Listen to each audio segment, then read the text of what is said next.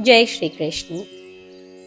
हमने देखा गोपुलाली दो बच्चे राजस्थान से स्वामी आनंदालय जी के पास आए हैं और उन्होंने उन्हें राधा कृष्ण जपने को बोला तो वे आनंदालय आनंदालय जप रहे थे बैठकर।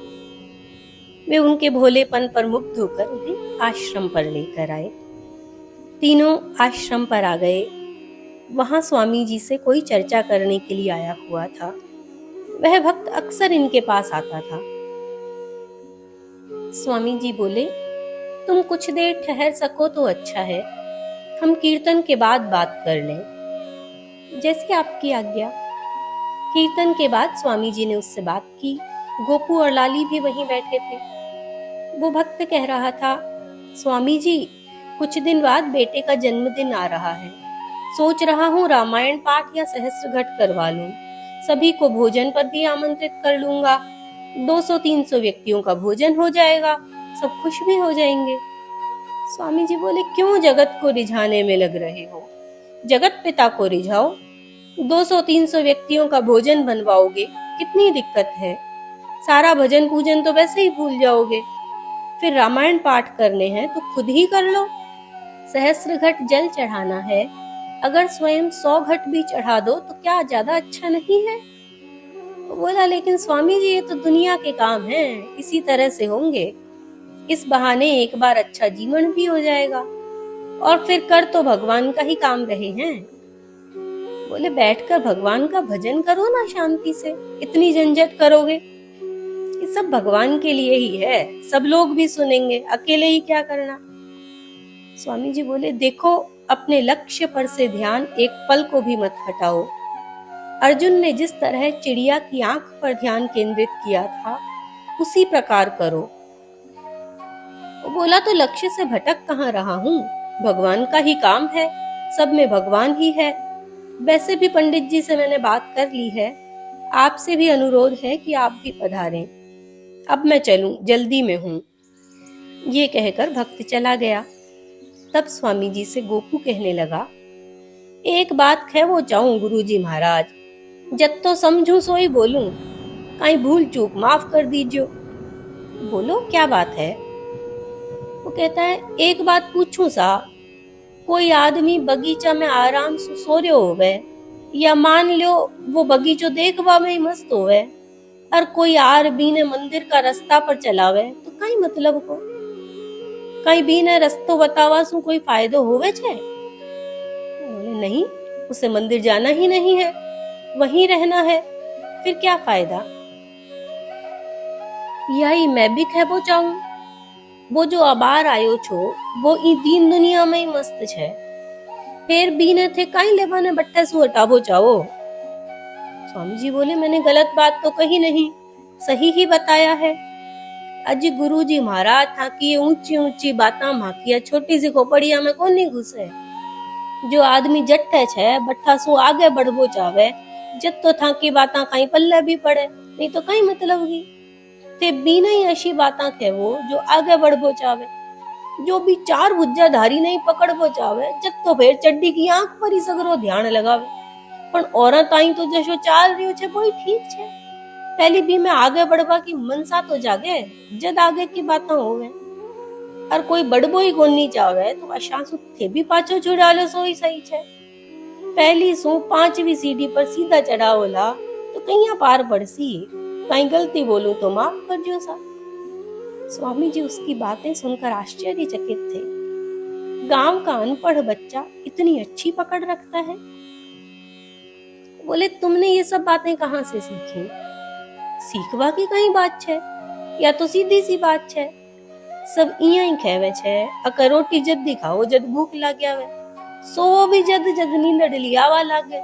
बगैर भूख रोटी खावाला तो मुश्किल है जाए। ये हमारे जी ने आगे बढ़वा की इच्छा है जावे, जदी वो रस्तो मतलब को, भले ही फिर 4 भुज्जाधारी तक कोई नहीं पहुंच पावे, पर जब तो सांकड़े पहुंचे जब तो ही सही।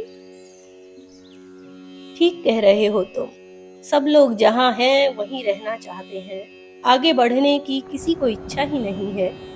आगे भी बहुत कुछ है लेकिन बढ़ना ही नहीं चाहते।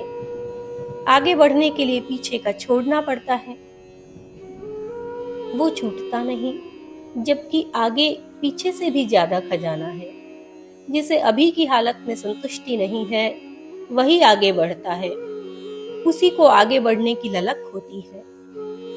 लाली गोपू से पूछती है, ये काई बोले हैं, तारा मतलब की कौन नहीं? तो मैं जाऊं फिर किट्ठे पानी पी रहा हूँ, हमारे यहाँ भी कहीं पल्ले तो पड़े को नहीं, जाऊं गुरुजी साथ? जाओ जाओ। लाली वहां से आश्रम में और आगे आ गई। आज अखंडाले जी भी आश्रम में नहीं थे। कुछ दिन के लिए उन्हें भी कहीं जाना पड़ गया, मात्र स्वामी जी ही थे। लाली ने स्वामी जी की कुटिया की सफाई कर दी। बाद में गोपू के साथ स्वामी जी आए। उन्होंने देखा, उन्हें अच्छा नहीं लगा। लाली से डांटते हुए बोले, ये क्या किया है? फिर कभी ऐसे मेरी कुटिया में आकर कुछ मत करना, ये सन्यासियों की कुटिया है। गोपू ने बताया वो क्या कह रहे हैं, तो लाली रोने लगी। बोली, मैं तो अट्ठा या मोर पंख धारी है राधा रानी की मूर्त देखकर सोची अकया बाकी कुट्टी छे, ही मारे थोड़ी घनी सफाई कर दी ही। मैं गवारण कहीं जानू या थाकी कुट्टी छे, माफी चाहूं सा। स्वामी जी सोचने लगे, सच तो यही है कि ये राधा कृष्ण की कुटिया है, उन्हीं का आश्रम है, मेरा क्या है।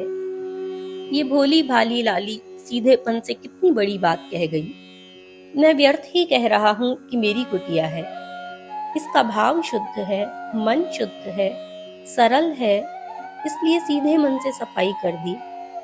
उन्होंने उसे चुप करवाया। कोई बात नहीं, चुप हो जाओ। ये कहकर स्वामी जी बाहर आने लगे तो कुटिया के बाहर 2-3 सीढ़ियां थीं, वहां से गिर गए। उनके पैर में काफी लग गई। गोपू ने संभाला, अंदर लाकर लिटाया। खून भी काफी आ रहे थे।